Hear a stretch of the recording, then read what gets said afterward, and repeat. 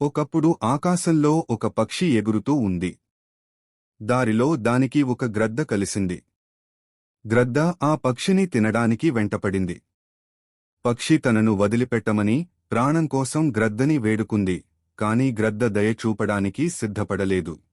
అప్పుడు పక్షి గ్రద్దని ఇలా వేడుకుంది, నాకు చిన్న పిల్లలు ఉన్నారు.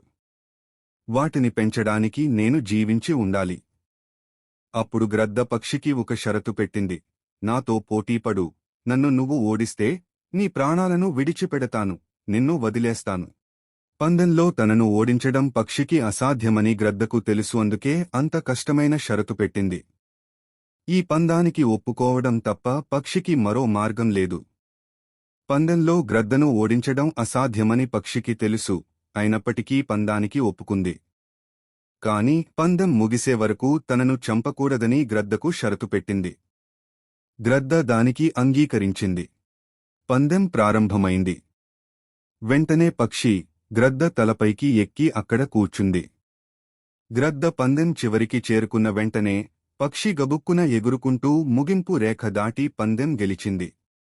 పక్షి తెలివికి గ్రద్ద ముగ్ధుడై పక్షిని వదిలేసింది. పక్షి వెంటనే తిరిగి దాని గూటికి అది ఎగిరిపోయింది. జీవితంలో సమస్యలు వచ్చినప్పుడు భయపడకుండా ఆలోచిస్తే పక్షిలాగే మనం కూడా పరిష్కారాన్ని కనుగొనగలం. మనపై మనకు నమ్మకం ఉంటే చాలు.